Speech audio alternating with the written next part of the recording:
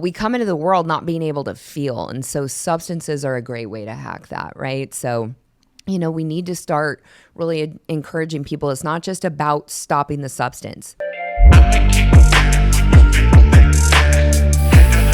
What is up, you guys? Welcome back to the #1 mental health and addiction podcast, the Hopeaholics. I am your girl, Natalie Eva Marie, and these are my boys. I'm Chad. Hi, I'm Shane. Make sure you guys like, subscribe, and follow us on our socials and wherever you get your podcasts. Got a new episode dropping every Monday and Thursday. Please come check it out. This episode is brought to you by the Infinity Group. You guys, if you or a loved one is suffering, please call us today. The number is right here on the screen. We are here for you 24/7. Now, let's get into the episode. Joe, welcome to the Hopeaholics Podcast. Thank you. Honored to be here. All the way from Mexico, Cabo. What? Really? Yeah. Oh, yeah. Oh my goodness. Lives in Cabo. Wow. What brings you to Southern California? I was here speaking at a incredible conference TJ Woodward put on. It's called Emergent. So it was spirituality and addiction. So Wow. that was the last 2 days up in LA. Awesome. It was a really beautiful conference on recovery. Yeah, Wow. I've been, people have been sending me his stuff. And I know TJ. He was actually on our podcast before you, though, Okay. I believe. You met him, though, at the did? West Coast Symposium. Oh, okay. Yeah. But I've been hearing a lot of good feedback about this conference. It was amazing. The first speaker came out, and I go to a lot of conferences. I hear a lot of people speak on addiction, and it was mind-blowing, just raw and real and truthful. And then Tommy Rosen closed it from Recovery 2.0, which was a really beautiful moment for me because when I got sober 12 years ago, him and Gabor Mate were the two people that I really dove into. And so how great to be up on a stage and then introducing him. It was a full circle moment, and he is a beautiful man. Really? Yes. Yeah. That's awesome. Awesome. How long have You know what's awesome? I'm sorry, is the smile. You see the recovery? That's happiness. 12 years of pure happiness. Yeah. You know what I'm saying? Like, Yeah. that's nice. peace? Peace. Peace. Yeah, sorry. I apologize for interrupting. Oh, no. I was just going to ask, how long have you lived in Cabo?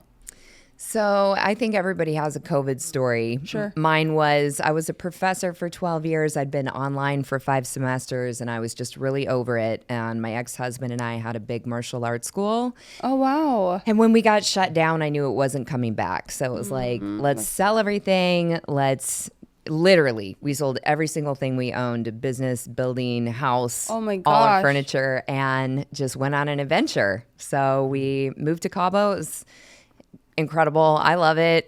Got divorced after a year. It's No just always way. a journey. I do not recommend Wow. getting divorced in another country. Wait, so you guys decided to sell everything and move, do your thing, and then that's when the divorce happened? Well, it was kind of a Hail Mary, I'll be honest. Okay. I mean, Oh, things okay. were not great, Yeah. but I was like, okay, well, let's retire on the beach in paradise. Sure. And if we can't be happy here, it's not going to fucking happen. Yeah. So, At least it was easy to divide everything up.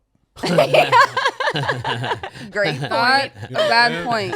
You got to always look at the bright side. The right? silver lining. Silver lining There's within always everything. something, Yep. you know? Yeah, good. How wild. Yeah. Where was your martial arts school? It was in Reno, Nevada. Okay. Yes, and I will give it to my ex-husband. He had that school for over 25 years. Oh and my gosh. Oh, man. It was called freestyle because it was an eclectic mix of Cool. a bunch of different traditions before MMA was popular. Yeah, so yeah, he was yeah. a genius in that Wow. respect. Yeah. I hate hearing though that's kind of like those businesses got shut out and put out of business because as soon as COVID came, it just wiped a lot of people Yeah. out. Yeah, that was a really hard time for a lot of people. We were fortunate being able to sell everything and Yep. just bounce. So, but that from a mental health and addiction perspective was just heartbreaking. I knew so many people in long-term recovery that started using. Sure. We lost so many great people, and the stress, I just think about that. At this conference, we were talking a lot about diagnosis, right? And how we always want to just label everybody. Yeah. And what a joke it is, you know? I mean, because when you think about the DSM, what is it? It was a bunch of people got together to justify their profession and said, we're going to put together a way of responding to stress, and then we're going to call you that. And then we're going to say, you are that. And I'm not discounting the experience of having bipolar symptoms or any of that. Like, I've been depressed, I've been anxious, I've been all those things. I'm not minimizing it, but what a dangerous thing to have somebody say, I am. I mean, those are the two most powerful words you can ever utter. Yeah. Like, you are literally casting spells with that. So, you know, to say that's what you are is just a dangerous, dangerous thing. But we lost so many people during that time. Yeah. Are you from Nevada? Not originally, but I've been there for about 20 years before moving. Okay. Yeah. Where are you from? Born in Texas and then grew up in Arizona. Okay, what part of Texas? Dallas. Okay. Dallas girl. All right. My husband and I live in Salina. Oh, okay. Small town. Well, it's growing, but over by Frisco and Prosper. Okay, gotcha. And then you went to move to Arizona? I did. I grew up in a small town called Prescott, which actually a lot of people have Yeah. heard of now. Yeah, Prescott's Yeah. famous. It's weird. You want to know why I know about it? Back in like the early 2000s, there was a really big treatment center there. It's probably still there. But yeah, they were always at a conference, and I like hung out with the guys that owned it, and it's just kind of the thing. Fascinating. Yeah, Prescott's a very beautiful place love in Prescott. Arizona. Love Prescott. Yeah. Yeah. Yeah, it's beautiful. It was very small though, and I grew up in a lot of chaos, and so it was a bad fit for me. So I ended up going to boarding school in Scottsdale. So I lived in Prescott, went to Scottsdale, and then finally ended up in Reno of all places. And I'll never forget when I flew in, I was just disgusted. I'm like, this is where old gamblers go to die. Yeah. Like, it was awful. I was not a fan. Well, how many siblings do you have? I have one half brother who is quite a bit older than me. So I basically grew up an only child. Okay. So then after boarding school, what made you decide to go to Reno? It wasn't really my choice. I graduated when I was 16, and my parents were moving there for tax reasons. And they were like, we're still legally responsible for you, so you're coming with us. Okay. And my plan was to go for a year and then go to college in Arizona. But I actually ended up really liking it. Yeah. And staying, so worked out. Yeah. Oh, wow. Yeah. When did kind of because you have 12 years of sobriety right now. Yes. So when did it kind of, I guess, your journey into the Addiction. chaos? Yeah. When did it start for you? That's a great question. I have this memory, and I was 4, and I was by these rose bushes, and I was one of those weird kids. Like, I had a diary when I was 4, and I talked about the nothingness that I felt. Wow. And so I think it was always within me. I really felt like I came into this world and just didn't belong. And I know so many of us kind of share that sense. But where I lost myself in it was age 11. I grew up, both my parents were very high functioning alcoholics. So alcohol was always around. It wasn't like I needed to sneak it. Nobody would know if I had taken it or not. It was very normalized for me to see a lot of drinking. And I was 11, and I remember I was going through a painful breakup, which is so ridiculous to even say, but it was big at the time. And I just remember I grabbed all these Bud Lights, which is like the worst thing ever, and I pounded them, and then I threw up, and you would think I would have been disgusted, and I was like, I'm home. Like, I finally feel okay. It was like the exhale that I had been holding my whole life, and that was it for me. Like, age 11, it was on. Wow. Yeah. And is that kind of what ended up taking you to kind of boarding school? There was a mix of things. Like I said, my family life was really chaotic. My mom and I are both really strong personalities. I will say my mom's a badass. She was the first Hispanic commercial female airline pilot. So like my mom had shattered glass ceilings. But as you can imagine, the two of us in a house together, both, drinking, no coping mechanisms. It was really contentious. And so boarding school was actually my choice. I was like, you need to send me away because you're unfit parents. And they wouldn't. And so my way of dealing with that, I stole a car and I drove from Arizona to Sunset Strip. And I was outside this tattoo parlor and I called my parents on a payphone and I said, if you don't send me away, I'm going to drive to Tijuana and you're never going to see me again. Like that's, you know, how serious I was about it. And to their credit, they sent me away and I graduated second in my class. And, you know, I was able to get through that time. So I'm really grateful for them. Yeah. And as bad as it was, they've always been there for me. Like I have a great relationship with my family now, but they were always there to take me to treatment. They were always there to pick me up when I fell, not like in an enabling way, but in a really like get your shit together and what do you need right now to do that kind of way. So I'm very grateful for them. Yeah. Did things kind of pop off for you in boarding school, or were you able to kind of hold it together until you graduated? You know, my addiction, unless you were dating me or my family, you didn't know how sick I was. Sure. When I went to treatment, everyone was like, why? Because I was able to really hold it together and I was, you know, I learned from the best, that high functioning. And I could get the grades and I could have the accolades or I could be the athlete. And the truth of it behind closed doors was I was always so sick. And I wasn't one of those people in denial. I wasn't like, oh, I'm fine, you know, and to me, denial is kind of a sketchy thing. It's like, most of us know we have a problem. We're just not ready to do anything about it. And so I'm like, denial is a tricky word for me. But I knew I was sick and I tried to get better. And I did the bougie ass rehabs that were $100,000. I did AA. I tried everything and could not do it until I finally went to aversion therapy. Oh, what kind of therapy? Aversion. Aversion. Yes. And it was the only treatment center of its kind in the United States. What is it? So it was called Schick Shadle Hospital. It was in Seattle. Yeah, I knew it was going to be Schick Shadle. Yeah. So that's where I went. I've worked in this industry long enough, and I'm old enough to remember the commercials in the 90s, Schick Shadle. 10-day treatment with a couple of 2-day follow-ups or something like that was their commercial back in the day. And they delivered. It was 10 days. So after I got out of detox, I go in this tiny little room and they inject you with something that causes flu-like symptoms. I mean, just makes you miserably sick. And then they have you drink a glass of Ipecac, you know, which is usually you take a tablespoon if you have something ingested poisonous and makes you vomit. Well, I drink a water glass full of it. And then they just started pouring glasses of like the worst jungle juice you could ever imagine, like gin, vodka, beer, whatever, mixing it. And you're just pounding 20 water glasses full of alcohol. Shane's in shock right now. Just vomiting like The Exorcist for hours. Yeah, bro. This is real. Yeah. That is crazy. This is real. It was insane. And then they would put you in this tiny room, soak rags in alcohol, and then put it under your nose. So you just had to sit in the most wretched timeout you've ever experienced. And you're just so sick. But what's crazy is the next day, they would do these treatments they called Duffies. And so they would hook you up to an IV. And it was Propanol and truth serum.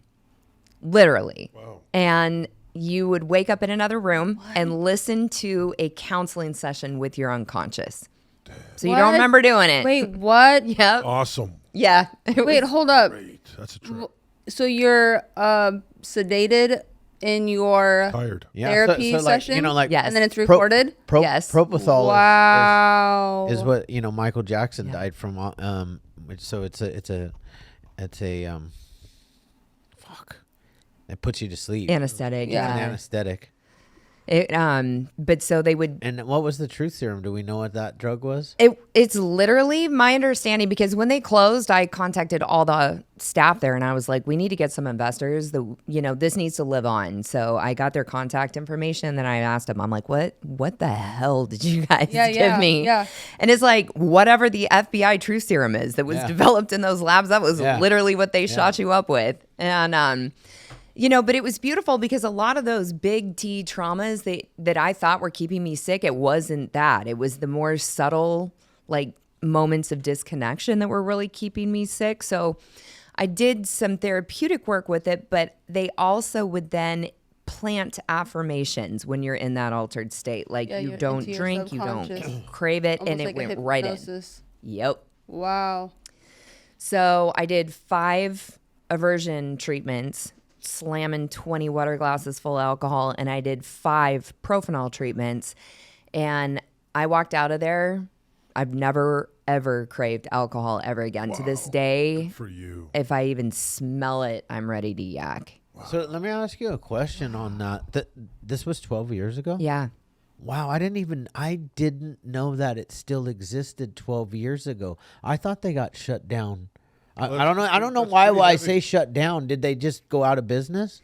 Or did they get shut down? No, it was, rumor has it, when they went corporate, that they just kind of, that's what happens a lot of times in treatment, right? Yeah. So you got shareholders, you got bottom lines, and anyway, I'm not entirely sure what happened, but it's really important that this come back, because there were 20 of us that went through with me, and 5 of us are still sober 12 years ago, and that's phenomenal. Yeah, that's a good percentage. I don't think this is legal anymore. Huh? I don't think this is. And Washington, a lot of things are legal, man. Yeah, but you know what I'm saying? Right? Yeah.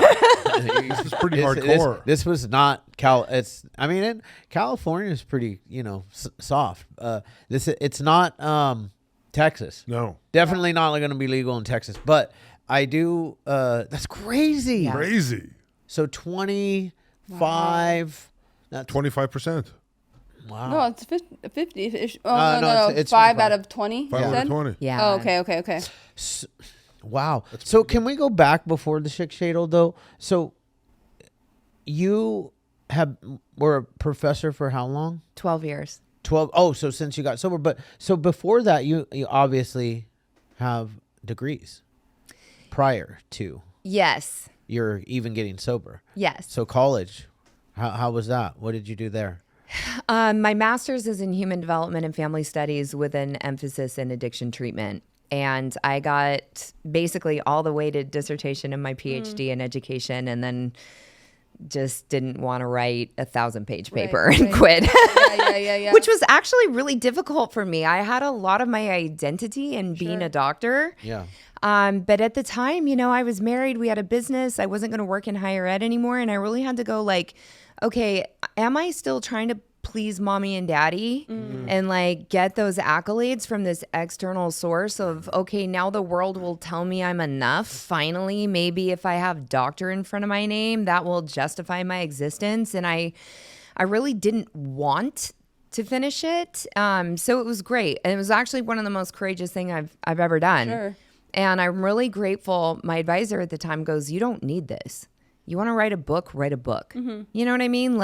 You want to go do this, go do it. You don't need to qualify yourself. And I was like, damn, okay. I won't. That is true. Yeah. Yeah. But some people need it. But It's not easy with certain parents. You know what I'm saying? Some parents you just get that fucking feeling like, damn, I need to do this, and it's ingrained in you. Yes. Yeah. And you got to really fight those. I mean, it was hard for me because growing up, because my dad and they didn't. My parents did not push education on us like in any way. But my dad is a dual PhD and an MD. Wow. So, and plaques on the wall like you've never seen. Growing up, and that's what I looked at as a child all my life, and I was like, I'll never amount to what he's done. Right. That was, so I had this early feeling of insecurity and then I would never be enough. Absolutely. I have turned that into my superpower now, and I think that's actually what we were talking about yesterday, where I get that from. I have this feeling of never being satisfied now, but it's the reason why I continue to strive forward and succeed in life. It's the reason why you're actually satisfied. Yeah. Huh? What was that called? Kind of, but. I was just making a little thing where he said he was unsatisfied, and that's the reason why he said. Yeah, because it's you're always chasing. Yeah, it's that's his thing. Nothing is ever. Yeah. I feel like a lot of people can relate to that. 100%. Because it's you're chasing these goals that you think are going to fill this void of whether it's identity or fulfillment to your parents or to the outside world, giving you a sense of accomplishment and / identity. But then once you achieve the first, then you're on to the next, and you realize that it's not filling the void that you thought that it would, and you're kind of right back to square yourself. one. But the thing is if you stop doing it for the outside world and you do things for yourself internally, and then you forget about the goal and the destination, and you just enjoy the journey of life progressing forward, that's when you start to feel a sense of like satisfaction. Yeah, the people that get dopamine hits from chasing a dream rather than the dream itself are actually the most fulfilled individuals. So you're on to something really brilliant. But I do like the acknowledgement of that idea of I'll be happy when, because I think that is such a fallacy that so many of us fall into. I'll be happy once I lose 10 pounds. I'll be happy once I get the job. I'll be happy once I have the relationship. But it's a brain thing. You literally train your brain that happiness is outside of you. And so how do we collapse time into that moment where we know the most successful people are actually happy now? Like when you can love yourself as you are, that is when you will create those opportunities. And goals are great, and having a vision and a dream and a place that you're moving towards, but it's like, it's not what you do that matters. It's who you are when you do it. You know, like, yes, for sure. Because that's really, you're stuck with yourself while you're doing all of these things, trying to achieve the goal that you think it will happen when, I will be happy when I get this, that, or whatnot. But you're stuck with your own Don't even thoughts. try to be devil's advocate on this one, bro. I'm just saying. What? You can be happier if you lose 10 pounds. No. Be happier. No. Here we go. It'll make you happy, but you can't be happy if you're 40 or 50 pounds overweight. Yeah, your you leg can. is sore from getting up off the couch. Yes, you can. No, that's not true. I'm saying you can't. I don't You know. can't. You can't. You I can't. couldn't be happy. If Okay. I was Yes, that's 40. you. Start saying that. Okay, so I'm just 'Cause that's a thinking. fact. I'm just thinking if I'm 50 pounds overweight and I'm trying to get off the couch and my leg is sore and I'm wiping food all over my stomach. I mean, I don't see how that's. Yeah, that's not healthy. That's So not there's healthy. a very, very difference Yeah, but because that- now you're having that health creates problems and health happiness. issues. Well, and that correlates with my happiness, I think. Yours. Yeah. So every individual has It's to. different. That's why the program, to me, like 12 steps or Yeah. or having some type of tools where you're having to sit down with yourself and really do the inner work to figure those types of things out that you need Yeah. for that fulfillment to fill whatever void that you're searching for by the outside. Yeah, but what it seems has happened, and I'm sorry to say, what it seems has happened is people have accepted exercise people and that's okay, and mental health is on the rise, addiction is on, everything's on the rise because we're accepting things more than we did back in the 70s, 80s, and 90s. Well, it goes, I'm just- it's further than that because the truth is not the truth anymore. So it's like there's health is wealth. So everybody's body is different. Everybody's like shape, muscle mass to what is a healthy, to their blood work. Everyone is very different. And so as a society where now the pendulum has swung so far the opposite way where it's like the body positivity movement is great and all, like you should feel good in your skin, but let's call a spade a spade. Like if you are extremely overweight, you are obese. That is not your heart health. Heart disease is like That's one of all I'm the saying. I just number want, one. yeah, but I want to be clear that you can be overweight and considered medically obese And still be healthy. and still have a body fat percentage of, let's just call it 12%, because that's what they called me at my doctor's visit, was obese, and my body fat percent was 12%. But you know what? My muscle mass was too big for my frame, which is still just as bad for your body as being fat. Yeah. Well, and to go to your point too, if you are 50 pounds legit overweight, it's not saying just sit there and be okay with it, but it's if that person is sitting there going, I hate myself so much, and in the energy of shame, that's not the place in which you're going to heal. It's like, no, love yourself and love yourself enough to go, I deserve light. Change, yeah. Yeah, like I choose to be light. I want to be flexible in my mind, my body, you know, so it's not about excuses, and it's not about being lazy, and it's not about spiritually bypassing, you know what I mean? And all the shit. It is about doing the hard work, and certainly discipline equals more freedom, which I think at the end of the day, especially when we're talking about addiction, that's what we're all striving for. Yeah. And if you are chained down by extra 50 pounds, by all means, you're compromising your light, your love, all of it. But it's like those processes, I think, come so much more beautifully when we say, I love myself enough to do this because I honor my body instead of hate it. I love that. Which I agree with 100%. How do we get what you just said? How do we package that and get that out to the world? Because we're talking, I just looked at the stats. I mean, I'm going to pull it out. I'm sorry. 40% overweight, 32% obese. That's 70% of this country are suffering. 72%. 72% are suffering from being overweight. It's a big deal.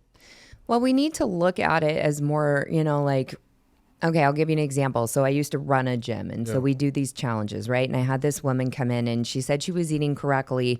I mean, this person was probably 350 pounds. We're talking like very obese. And when we really dive in to what is going on within her, she had been sexually assaulted as a child. She was very afraid of having a figure that would be attractive to men. And when you think about it energetically, the more weight I am carrying, the more I am protecting my heart against the world. So there is so much beyond stop eating potato chips, you know, and that's really what therapy is meant to do. It's like, if I really believe that you are whole and beautiful and complete, and I can sit in front of you and say, until you believe it, I'll believe it for you. And that's actually my fucking job, is I will hold that for you while you come into that understanding, because truth is truth, whether you believe it or not. So if I hold the energetics of your love and your wholeness for you, then that can be where you start coming to your own aha moments. Because let's be real, knowledge doesn't change behavior. We've all had a million aha moments, and then we don't do shit about it. Motivation is a fickle mistress. Oh, totally. Right? So you got to really, like, that love or that moment of compassion is what will allow somebody to then do the work when it's not easy, when they don't feel like it. But that compassion is everything. And I know that firsthand, because that was actually what prompted me to go to Schick Shadle. I had been raped, and it was the first time in my life I felt sad for myself. I had a moment of like, I didn't deserve this. And I knew I needed help, and I deserved it. And that really created this opening for me to get better and to heal. So those moments of compassion, I mean, I think as therapists, I love this quote, you can't save people, you can only love them. And it's like, that's really what we're there to help people do, you know, because it's a remembering. You're not falling in love with yourself. You are remembering the love that you are. And there's a lot of corrosion and a lot of shit we have to help, you know, break away. But like your essence, when we know that it is love, we can help you remember it. I like what she's saying. You got to get through all that stuff. It's buried. Yeah. The love for and, yourself is buried deep down. And it is that example of that lady was the perfect example, because that's what I'm talking about. And if you sit around and you fat shame that person, or you know, why don't you just start eating better? How about we teach that person to first get through their stuff, and be able to love themselves, and be able to, you know, trust themselves, and be able to trust the world, and be free. Because when you become free, then you get to a point where you're ready to, you know, work on other stuff like eating better. And the thing is, you don't have to like give up chips forever. I ate chips all the time. I was eating chips and guacamole yesterday. I was eating chocolate cake. Yeah, overate chocolate cake yesterday. But guess what? I'm really not going to gain any weight, because today I'm back on my regular normal routine. So you get to have those things still. It's just the process of going through what is really going on with you and figuring out what that is. But when it comes to something like the weight thing, it's it's I think very much more complex than just like people that are having some type of internal struggle, because if you look at it with our food as opposed to when we were growing up and the kids now, there's a lot of obese children, as opposed to when I was going to school, it was like you had one kid in the class. Right now, the amount of children that are overweight is concerning, because you're a child. So then it goes further with like, okay, it's another element to the issue. What are we doing to our food? So, which is then going to cause problems for the younger generation later on in life, and then they're going to have to sort through another thing later on. So like the food thing is more complex than just like an individual that problems. Yeah. Yeah. It's crazy. I'm going to And change. some kids just have really good metabolisms and others don't. Yeah. I have to tell you guys that, because like I ate the same stuff that all my friends ate, and I was the chubby one, and they were all skinny and fit and looked amazing, and I could still keep up with them athletically, but I was the one that got made of for being chubby. Chubby Chad. You know what I mean? Yeah. And that like fucks, that hurt, that's painful too. Like, cause it's even more so now, because like in my generation, there wasn't like, internet and social media. Now these kids are getting shamed even when they're at home. Yeah, it never ends. Oh my gosh, It never ends. Never ends. And like for me, at least it ended at school, and I went home and had some, Jello or cupcakes or something. Yeah, some ding dong. Make yourself feel better. Terrible.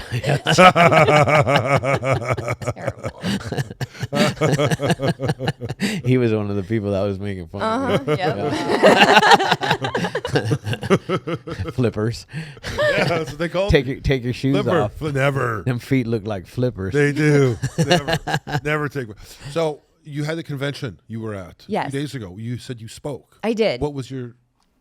So my talk was on rewriting the beauty of the story of addiction and really finding the beauty in the struggle, which for me, I'm so thankful my addiction was so bad, because it forced me to get better and then go on this like epic journey of self-discovery, where I know a lot of people, they're just right below the line. You know what I mean? It's just not quite bad enough to do anything, but it is disrupting their relationships. Their, kids aren't real happy with them. Their job is suffering, their health, but it's just not bad enough. Mm-hmm. So for me, my addiction forced me to fall in love with myself, like through this, beautiful process, tons of therapy and all the work that I've done. But I'll tell you a really crazy story. When I did my TED Talk, that was in 2015. So rewriting the story of addiction, all about finding the beauty in the suffering. Mm-hmm. The woman that spoke after me lost her son at Sandy Hook. Oh, wow. So I am backstage and she comes up to me and she says, I want to tell you, I really loved what you said and I believe you. I believe in what you said, but tell me, how do I find the beauty in somebody shooting my 6-year-old in the head? And at the time, I just froze. Like, I didn't know what to do. I just gave her a hug and we cried. But what I wish I would have said is the beauty is in knowing every day of that little boy's 6 years that he was loved. The beauty is in your courage to go up here and talk about gun violence and to bring in other parents who have gone through this tragedy and create support groups. Like, there is so much beauty in the aftermath, but it was a really humbling moment for me. I was like, we need to be able to hold the both and. There's a lot of beauty in it, and I'm very grateful and truly just in awe of my life now, and the suffering is real. So it's that delicate balance of honoring it all. Mm-hmm. So that's what I spoke on at the conference yesterday. And these guys talk about that all the time, that and other people do, that superpower. It is. And that's what she's bringing to light here, is that superpower of what, the tragedies you went through in your life. What I like about your story so far is that you got sober, and the self-discovery, and that you're living proof that Alcoholics Anonymous, or I hate to just call them out, the 12-step program isn't the only way to get sober. I will I say that I do the 12-step program, too. And I love it. But we've seen and witnessed a ton of other people. There's no one way to do anything in this world. Yes. Anything in this life. Just like there's no one diet that's going to cure everything. There's not one pill that you can go find and everything's going to be well. Every single individual has to be on their own journey. Yeah. And see what works for them, because I think at the end of the day, what we're all really searching for, addict or not, is to be with peace within ourselves, because the mind is a powerful thing and it can make you or break you. Absolutely. And I love that you brought this up, because I remember before I got sober, somebody told me in a meeting, because I would just force myself to go because I just didn't know what else to do, even though I just didn't resonate with it. I love the steps and I work them in my own way, but it just wasn't a fit for me. And somebody looked at me and said, if you don't do AA, you'll never get sober. And like, what a fucking horrible thing to tell somebody. Yeah, I know. That's the thing Crazy. I'm trying to get people to break, that because that's what some people truly in the core believe that. Man, it's crazy. Well, it's fine. We see it all the time in churches too. Yes. And that's why people have an ill relationship with religion. It's because of that, which is totally counterintuitive of what the whole get down of each organization is really about. AA, you're supposed to be there for one purpose, and that is to stop using and causing destruction in your life. Going to church, we're human, so we're on the same level, buddy. You're not God. So how can you judge somebody else and tell this is the only way? No. Because it's wrong. I'm sorry. It's in a book. It must be true. I'm sorry. There isn't just one way. That is the thing that people say. Yeah. And No. it is what they say. No. They say it all the time. I know, but that's why I think that's wrong. Is because there isn't. I've met many people that practice a ton of different religions that are great people. Yeah. So, and I've met many people that are practicing a so-called one particular religion, and they're actually terrible. That's why just because they go to church on Sunday, they think that they're like holier than thou, and I'm like, bro, what? I just believe in grace. I believe in grace. That's what I believe in. Grace. Everybody has grace. We are all messed up. We've all made horrible mistakes, and even if you want to take it to the Bible, we've all broken the 10 Commandments, because and then the 10 Commandments, it doesn't matter if I told Shane a little white lie earlier today, which I did, or if I murdered somebody, it's all the same. So exactly like what you said. We can't go around judging people. We need to go around loving people, like you said earlier. But you have to love yourself. Be able to love yourself first. It is a process, and it's not linear. And some days it's easier than others. But I think when it finally happens, it's just like this switch flips and you just get it. And it's that big. There was a story yesterday. This guy was sharing, he was meditating in India, and this guy was talking, and he said, you need to stop complaining. If you ever complain about anything, you've lost the magic. Like one little complaint, and all of a sudden you're not in the energy of gratitude anymore. It has to be that finite. You love yourself or you don't. You either love life and you're in gratitude, or you don't. And it's in those small little subtleties, of, oh, it's cold outside, or it's this or it's that or whatever. And the little ways in which we resist what is. And, because people go, well, how do you love yourself? And it's like in those little moments of choice. And it really is a choice at the end of the day. And if you don't think it is, then fight to understand what that means. Make that your life's mission. When I think about what I'm in service to, it's love. And when I think about love, that first is within me. And then I can extend that out. And, then giving grace and loving the people that are like, AA is the only way. It's like, okay, cool story, bro. And you don't even get impacted by it anymore. You're just like pivot and on to the next, and it's just that constant, like, just going with life, because the opposite was the addiction, which is like, this is awful and I can't handle it. So I need to do something to distract myself or to take me out of this. And it's interesting because, like, why do we use? And it's to start feeling something or to stop. And we talk about stopping feeling negative emotions a lot. But for me, what actually got me was apathy. It was the inability to feel anything. And people with a lot of trauma or, had gone through experiences, or maybe it's just your wiring, who knows? But we come into the world not being able to feel. And so substances are a great way to hack that, right? So, we need to start really encouraging people. It's not just about stopping the substance. That's a Band-Aid on a compound fracture. You just take away the thing that makes life worth living. And then what? But like recovery is just falling in love with life. And it is that constant process. And when we first get sober, fear runs our recovery. We're just so scared to go back. But at some point that runs out and we got to switch it to love. You got to come from that place of enjoyment. And that's also where I think, AA might work for people for a while. And I have a lot of clients that then, they're 8-10 years in and they're like, now what? And it's, you're looking for something new, and that's okay. It's just honoring that process wherever you're at. Yeah, I've been kind of saying that stuff, not and then what, but like, there's so much more than just that, right? There's so much more than just the 12 steps. There is continual growth. Yeah, in everything. The And gym, the gym, different music, music, the books, that the all of audio them, books. The people you're I'm talking to, like an everything. audio book. This stuff. Yeah. Like Yeah. having these conversations right here ends up having tremendous growth on me, because this is good shit for me.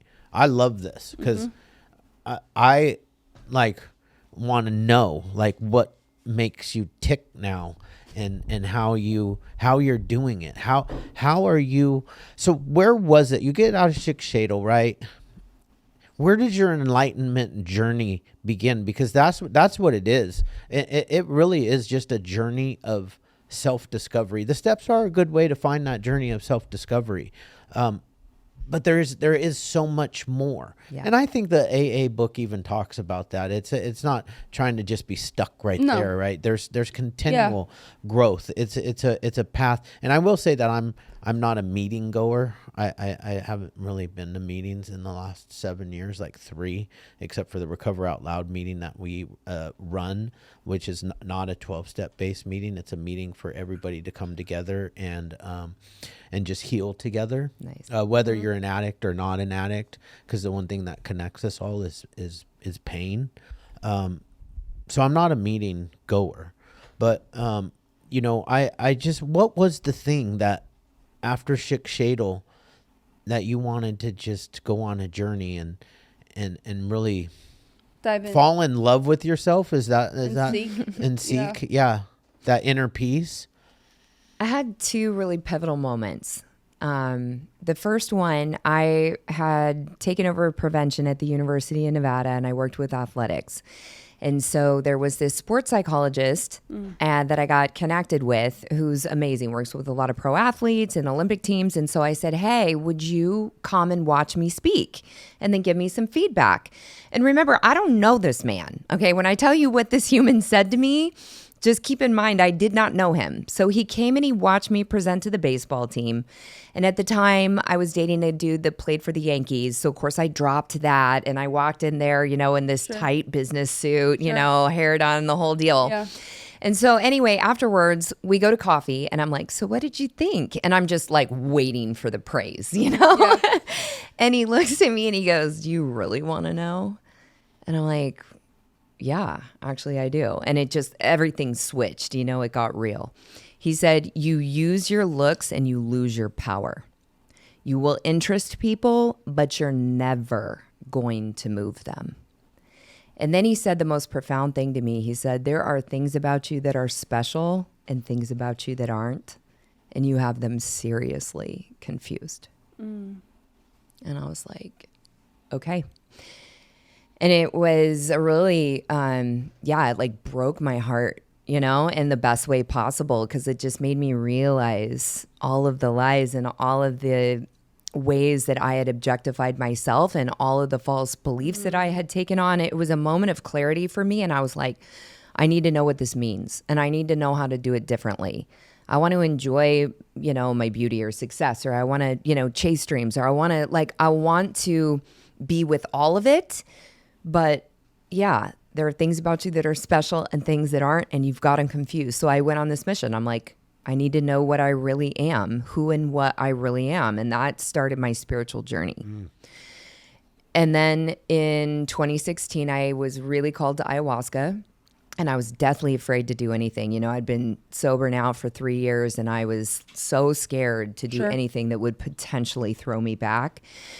So I prayed about it a lot. I studied it. I waited until what I felt was the best case scenario with the appropriate people and integration and really doing it therapeutically and safely. And that was a huge opening for me to really begin to know myself as more than just this body, which I had so over-identified with for so long. Like, what is underneath it? What is my essence? What am I doing here? What am I really in service to? Like, what brings me joy? What does that mean? And realizing how I got so much of my joy from external circles, like the world would tell me I was okay. And then I'd be like, okay, I'm okay, And so I started putting myself in difficult situations and taking myself out of situations that I used to get a lot of accolades in, just to try to discover that. Like, who am I? And it's been that way ever since.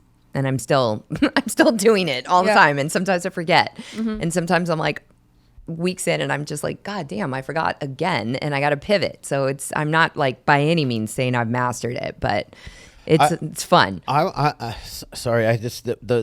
The beginning of that was like eye-opening to me. That was awesome what that guy did for you.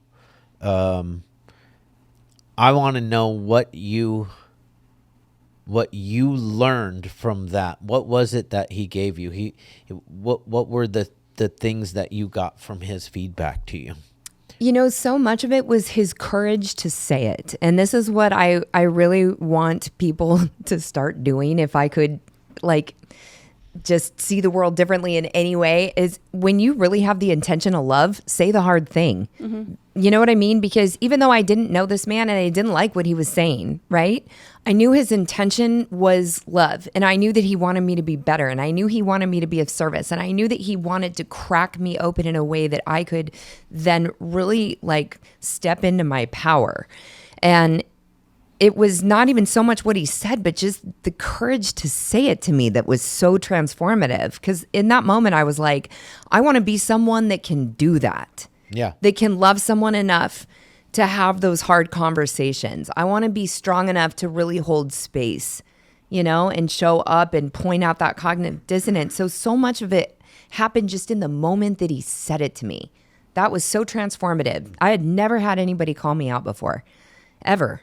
And so that alone was amazing. But I think too, it's important for you to take that criticism to a degree.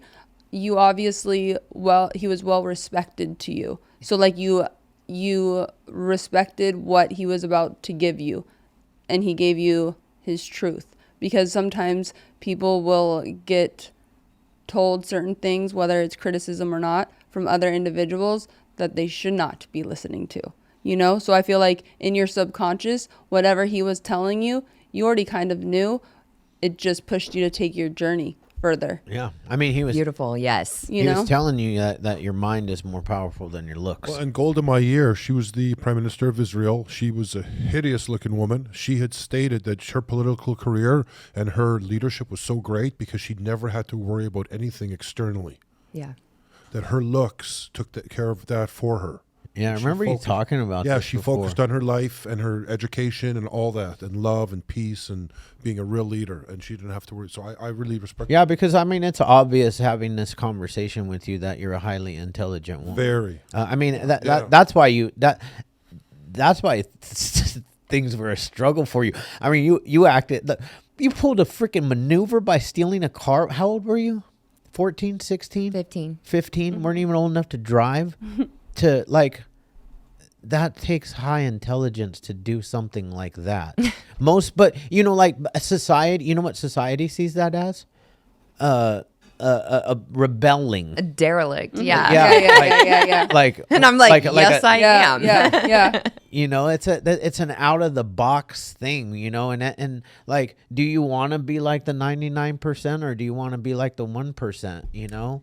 Exactly. Well, and that's why I really love what you said in that clarity, because a lot of people tell me a lot of things about myself all the time, and I literally don't hear it. Yeah. I don't take offense to it. I don't take it personal. I'm very good at filtering what comes in. And so when that man said it to me, I knew it was true. It already lived in me. The energy was absolutely from a place of love. So I really allowed it in. But discernment is everything. And honestly, personal responsibility is something that is not valued enough in society now. And it's like, one of the things I run into sometimes is, oh, you're victim shaming. And it's like, no, never. You're never responsible for the, victimization that happened to you, but you are 100% responsible for healing from it. Yeah, And I want you in your power. So I'm always going to hold that you are not a victim. You are, the martyr energy does nothing for me. I can't meet it. That's how we got so sick. I lived in it for so long. So again, I recognize it real quickly in other people. And it's like, no,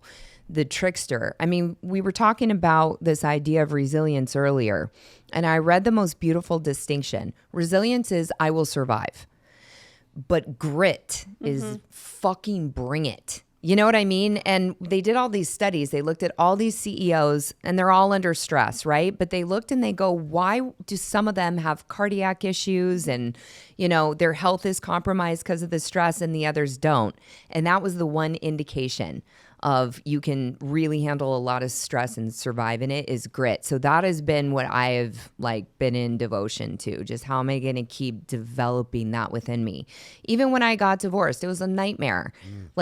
He had moved all of our money into an account I wasn't on. I live in another country. He was the principal on our credit card, so it got canceled. You know what I mean? And I share this not to make him the bad guy, but for women, I didn't have any clue what was going on with our finances. So I speak about that because it's pay attention, because I didn't. Yeah. And it did not end well for me.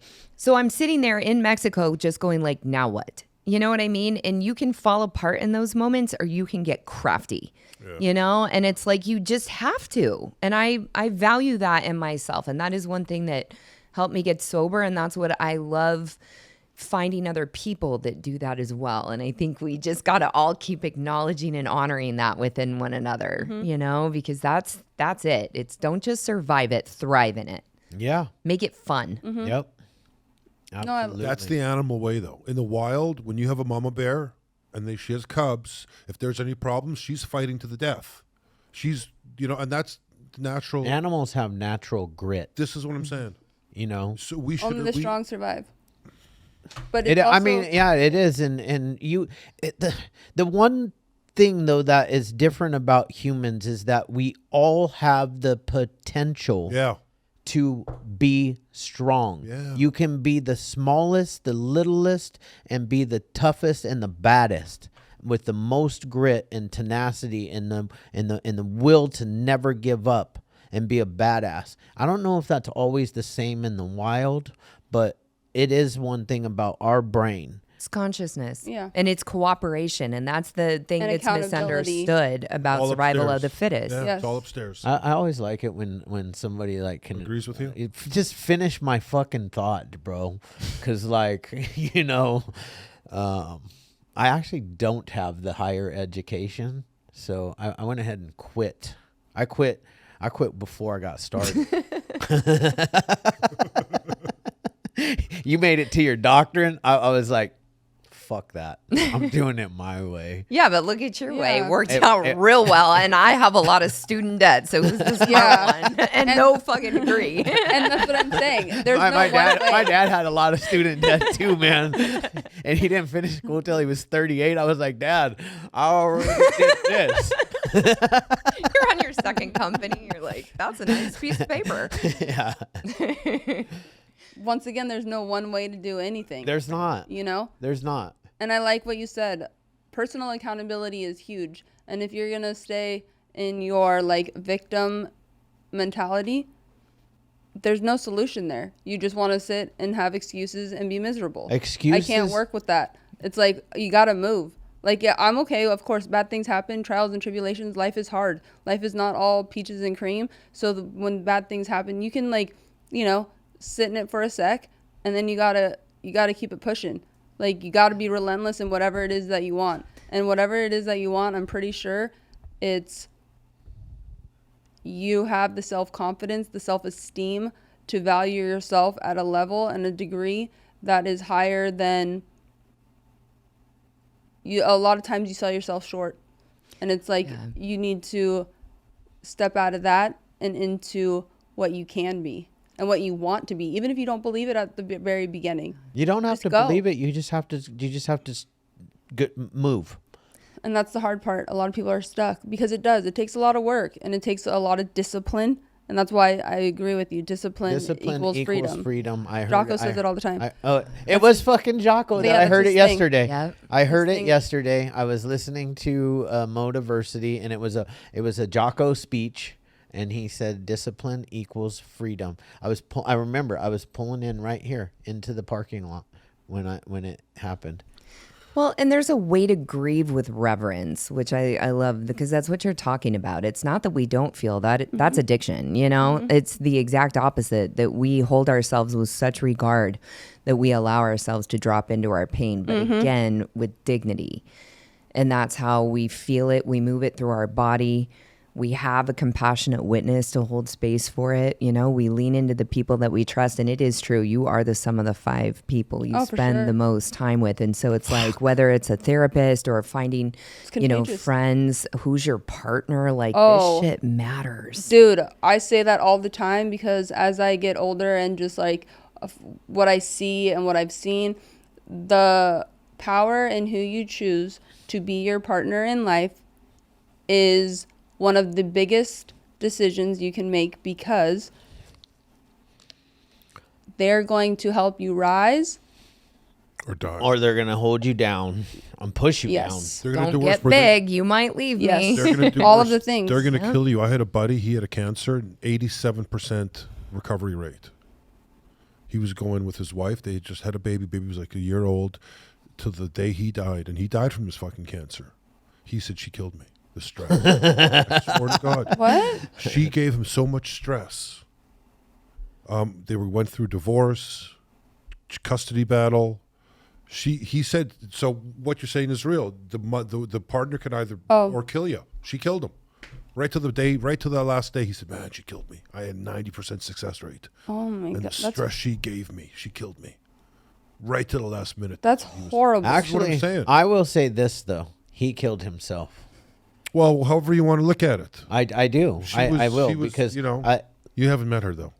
Well, but no, I get what you're saying. It's like, but it is. You know who you are. It is crucial to all of the things that that we want out of life. Is the power in partnership is real, and it's a very big decision to make.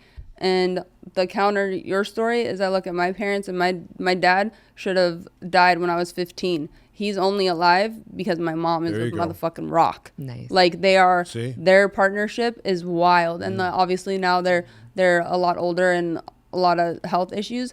But to see them is a true testament of what true partnership and loyalty and respect for each other is really about. It's really amazing. So I see the counter in it can do something like that to that poor individual, or the amount of love and just utter I'm amazed by it, because obviously now I'm older and I appreciate it a lot more than when I was a kid.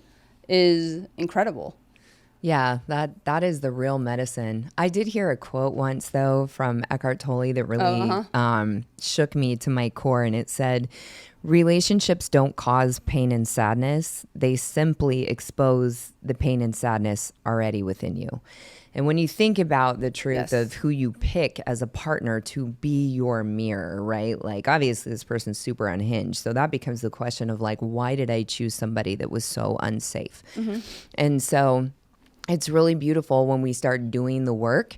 We start picking people that we aren't going to trauma bond with, and we're not going to reenact our. So it sounds like you had a beautiful example. A lot of us had really chaotic examples of what love felt like, you know? And for me, my experience with my mom was, you're amazing. I love you. You're the best thing ever. And then like, nothing happened. I hate you. Get out of here. You know, and that happens with addiction, right? Like you can't be available consistently. And so that became my dynamic of love. And that's what my nervous system learned to register as love. So it was somebody that's going to love bomb the shit out of me and then disappear. And it just became this.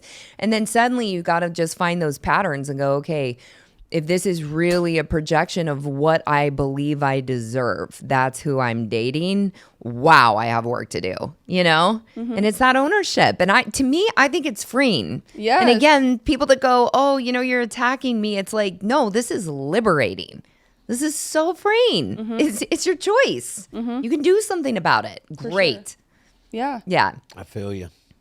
100% on that. For real. When did you meet your husband or ex-husband? So I was a year sober. So there was that. Yeah. And yeah, it was amazing. When we got together, I had not done martial arts before. Okay. And so when we met, that was our first date. Oh, that's cool. He's like, you want to hit pads? And I was like, yes. And it was everything about it was just really beautiful. And he's an amazing person. I will say, he talked very openly about this, so I don't feel like I'm disrespecting him by mentioning this, because I think it's important. He had been on Lexapro for 13 years and then went off. And at the time, even though I had been a mental health professional for a long time, I had never experienced. Dude, I've heard this. Yes. Oh, it was insane. I mean, there's my gorgeous 6'2" warrior husband, not sleeping, not eating, an anxious mess, can barely work. And I mean, this went on for years. Suicidal. It was a nightmare. And of course, when he was trying to get off, or he went off. He tapered for a year and a half.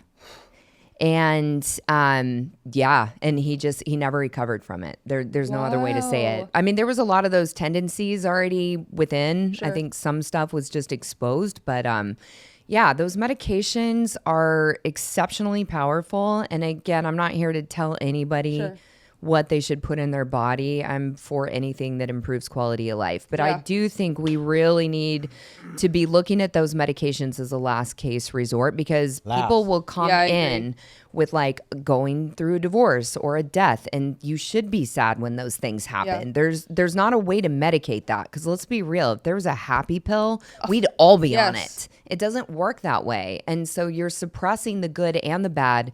You are really messing with delicate systems, you know? And again, if I'm going to take something that's going to squash my anxiety, when I take it away, it is going to come back equal and opposite vengeance. And then you're just like a raw exposed nerve. You have zero coping skills because you haven't felt it for a long time. And yes, most people will go back online, but not all do. And that's what I witnessed. And it was really tragic. And it wasn't until last year I went through a breakup after my divorce, and on the same day I found out my mom relapsed after 13 years, and my nervous system went offline. And I'm one of those people, I'm always okay. I'm like, no matter what's happening, I'm like, this sucks, I'll get through it. I'm always okay. I wasn't okay. And I went, oh my God, this is what he felt like. And I had like massive compassion, because, you know, you can try to understand what somebody's going through. But then, you know, when it's negatively impacting me and I'm taking some of it personal, but it's destroying my life, it was really hard to get into that space of compassion. But I was like, oh my God, this is what he was feeling. And then I actually had a lot of respect for him. I'm like, damn, all things considered, he did as good as he could. You know what I mean? Yeah. So yeah, we just, with the pharmaceuticals, got to be so careful. And again, I'm not advocating psychedelic therapy for everyone, but I do believe it needs to be more of a conversation. And especially ibogaine, there is incredible research coming out for addiction treatment. And unlike ketamine or MDMA or mushrooms, which can be used, you know, inappropriately, nobody is going to take ibogaine for fun. I mean, trust me, I did it. It was the worst 24 hours of my life.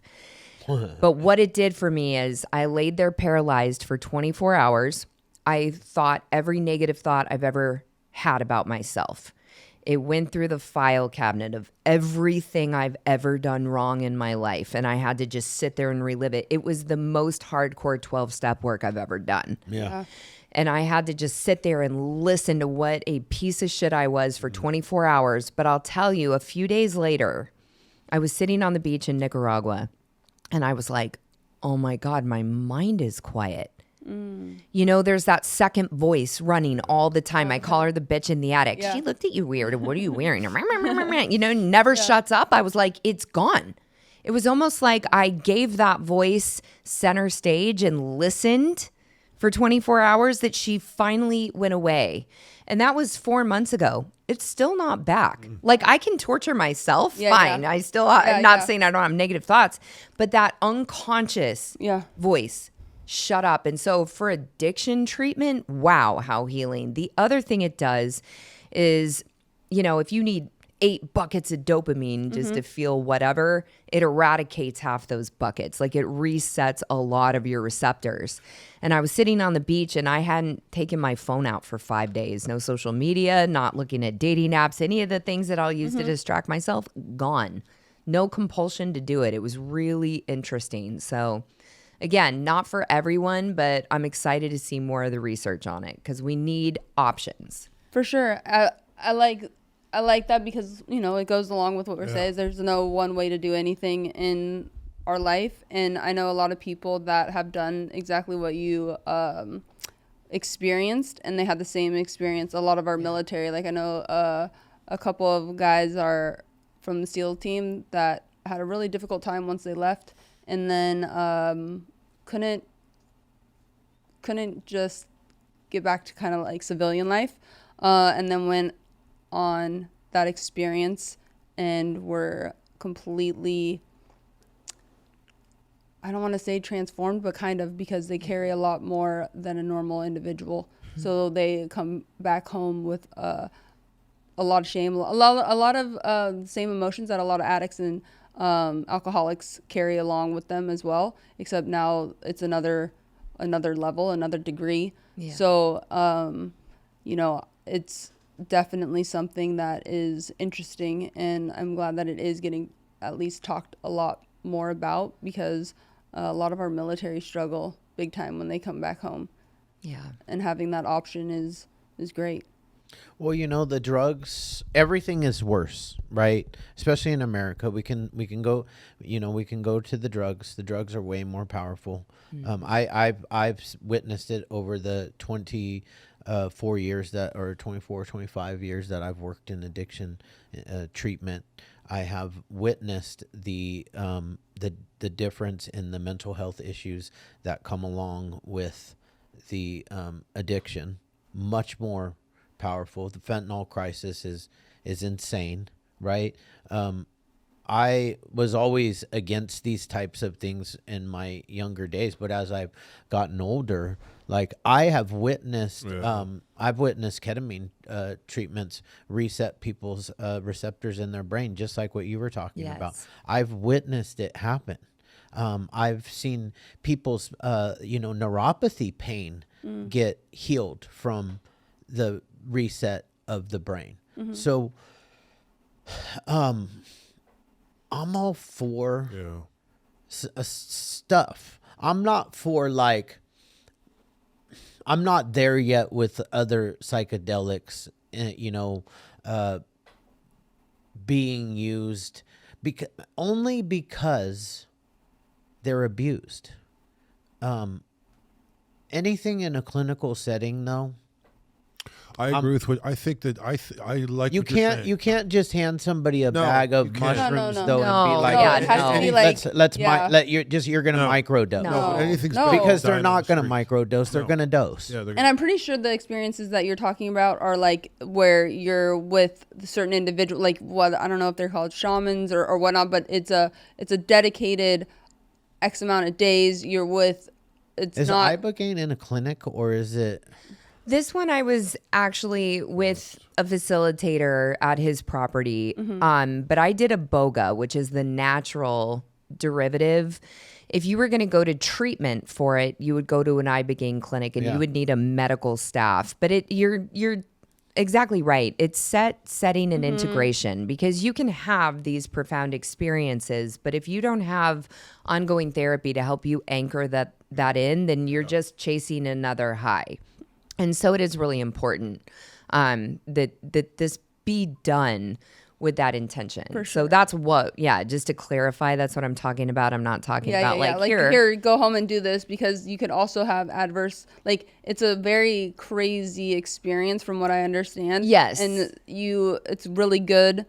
You must be amongst either, whether it's at a treatment facility or doctors or the shaman or somebody who's watching you constantly. So that way, everything is good and no one's having like some psychotic break. Absolutely. And anybody with a history of psychosis, schizophrenia in their family, bipolar disorder, I mean, you need a professional to do the screening. This is not for everyone, and it needs to be treated, with that level of care and respect.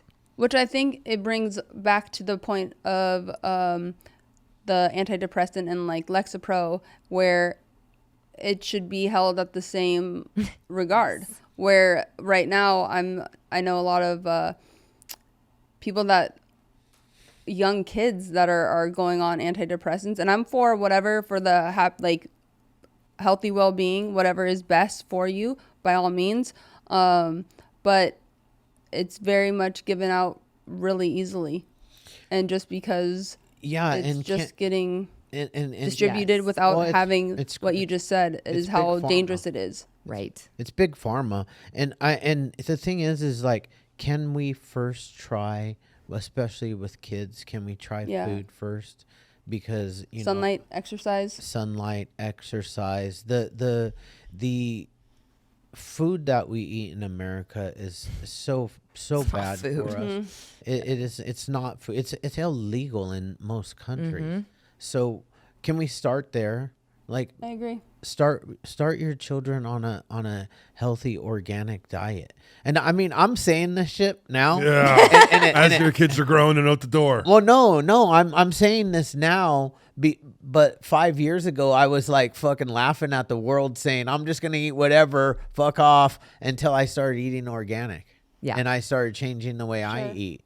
And it's not that like anything changed except for the way I feel. Right. Like, I feel well, I'll tell you what changed. The outside appearance didn't change, but my blood work changed. My blood work's like bomb.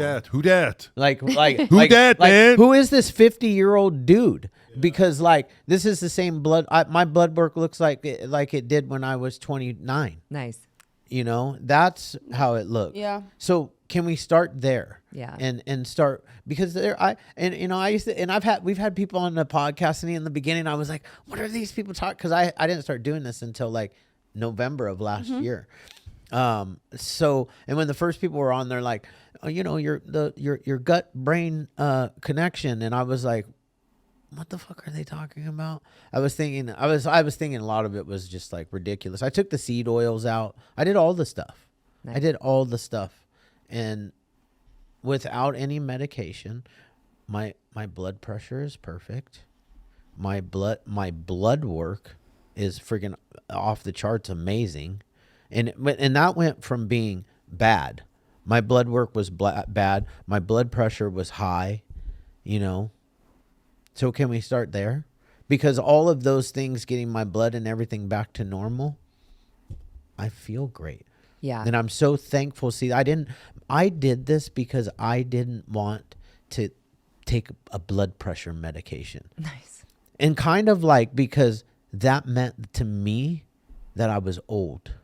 Yeah. And I wasn't going to do that. And I wanted to try natural remedies to bring my blood pressure down. Well, it's just beautiful. When we talk about the gut, I mean, that is where your serotonin and dopamine is. But also it's the throne of discernment, and that's been a big topic of everything we've been discussing today of, how do you discern what is for you? How do you know when you're in alignment or out of alignment with life? And a lot of that is that gut feeling. And when your gut is sick, you don't have connection to your truth. It's so much bigger than, like the blood work is a huge thing, and I'm not discounting it. And then we go into the whole world of mental health. And I mean, you talk about kids all the time. I'd see it. They'd come into the karate school and it's like, oh, my kid needs to go on ADD medication as they've got a Slurpee, and there's like 900 grams of sugar in that. Yeah, exactly what I'm talking about. And that's what you feed a kid and then tell them to sit still for 8 hours, which is completely insane already. And so I don't know. It's crazy. I'm sitting here. I'm agreeing with what you're saying just now. I'm thinking here, the kids don't even have a chance today. The food, the abuse, the social media. 40% divorce rate. You got one parent or going to two parents. You know what I'm saying? Yeah. I mean, it's crazy, man. It's a rough world. Yeah. Out It's a there, rough world out there. Mental Really health rough. is on the rise. Suicide's on the rise. Everything bad is on the rise. Everything. Yeah, it's easy to get lost in the doom and gloom mentality because, we can sit here and we can go, oh, well, just look for the good, and it's true. What you look for, you find. Yeah. I mean, that's the black Volkswagen Jetta study. If you look for those, you'll see them everywhere, and now you all will see them everywhere.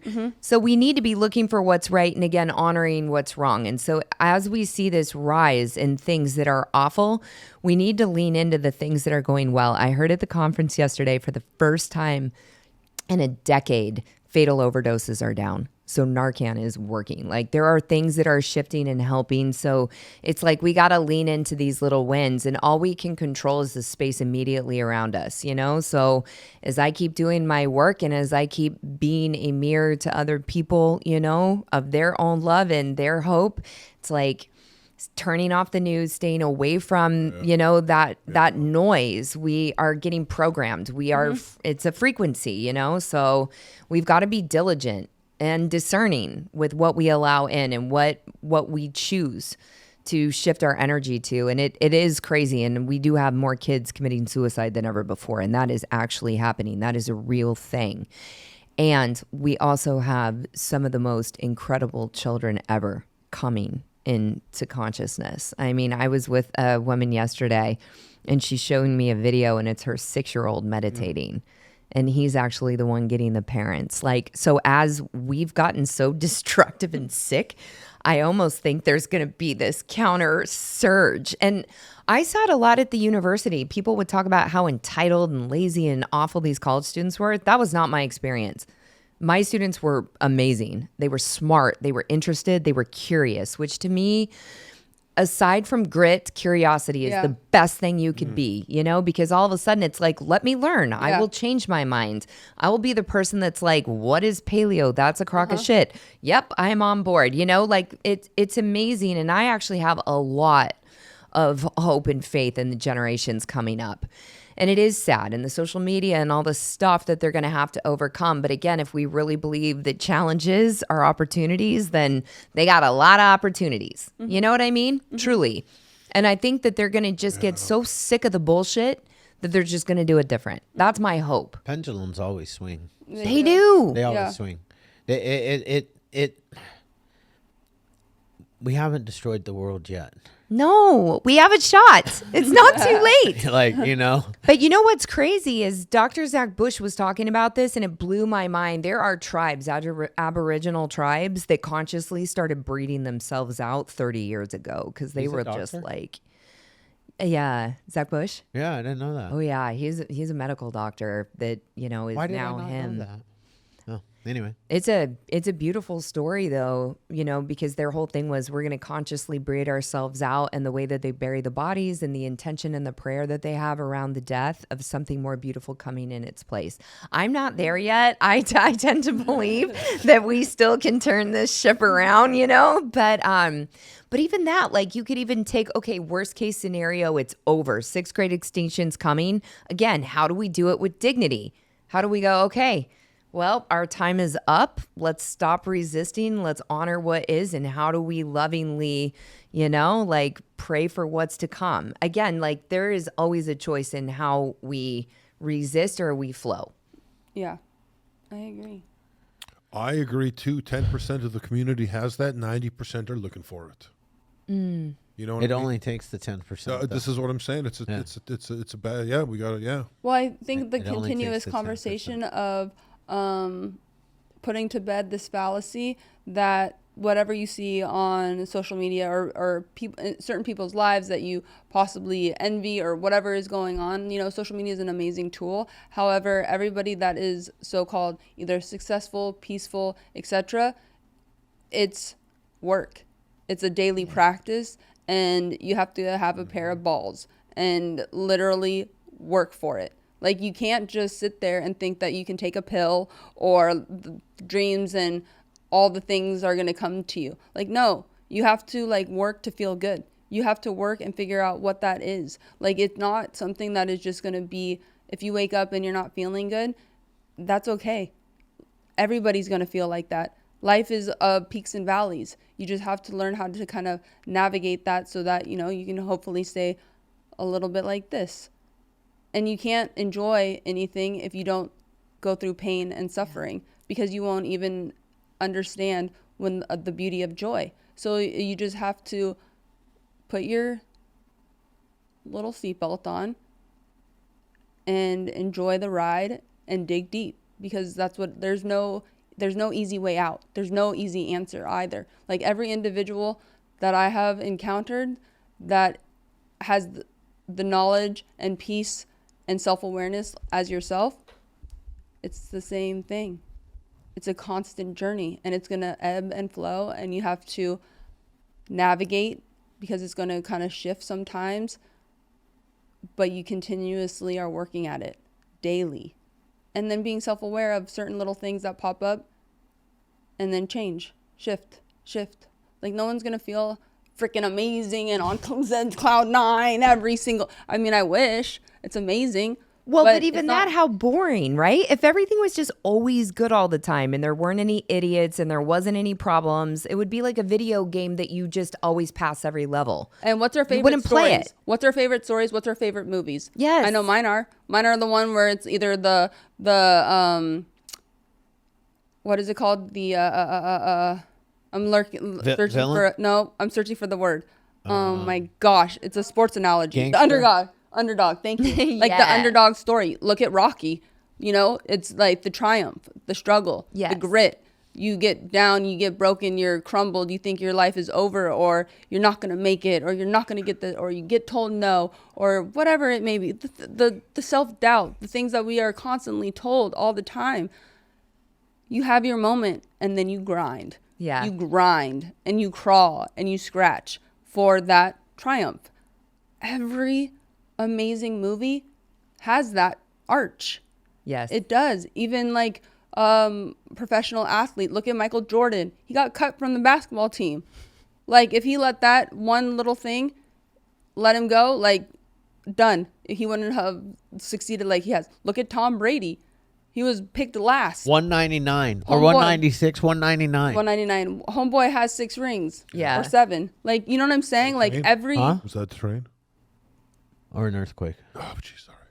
So it's just I think that's the Yeah. it's the journey. It's just It is life. the journey, it's life. man. Like, I think people are sold a bill of goods in this essence of life's not going to be hard or something, or they don't like to sit in pain. I don't either, but like, that's just how life happens. Yeah. And like how we all have to experience it, because then we're able to help another individual get through that dark moment, you know, so that you can enjoy the good. I'm going to take it all the way back to grit, man. Bring it on. Bring on the pain. Yes. Yeah. Bring on whatever you got. Show me what you got. Show me what you got. There's this older motivational speaker. He says, don't wish life was easier. Wish you were better. He says it like that too. Don't wish life was easy. Wish you were better. I like that. Yeah. Old white guy. It's a process. Yeah. Yeah, Do don't you- wish life was easier. Fuck that. I don't want life to be easy. I want to be better. I want to be able to handle whatever life throws at me. Look around at all the people that in this world that life throws at them, and be like, I can get through that too. You know? There's nothing that we can't get through, and there's nothing that we can't accomplish. This has been a wonderful podcasting, and I'm going to go eat. But not chips. Not chips Thank today. you so much, and congratulations on Joe, your appreciate entire it. like Yeah. journey, what you're doing, the message that you're Huge. spreading, because it is, it's very important, because that's what we have. We have our voice and we have our knowledge, and hopefully it seeps into somebody else to feel inspired for that second, to instill the discipline that it takes for them to feel their best selves. Hopefully we can transform. I don't want any of us. And I feel like after listening to you, you're not a motivational type speaker. We are all transformational type speakers, and because a transformational speaker transforms your thinking permanently. Nice. A motivational speaker gets you excited for a day or a week or maybe a month if they're really good. And then that's it. I like that. Good distinction. Yeah, I stole it from Emily Ford. So she uses I didn't. that? Yes, she is not a motivational speaker. She's a transformational speaker. And she told me the reason why. And I was like, you're brilliant. And she's like, well, somebody else told me. So Everything's a remix. Yeah, exactly. yeah. Amazing. Thank you so much. Thank you This for was having great. me. Appreciate it.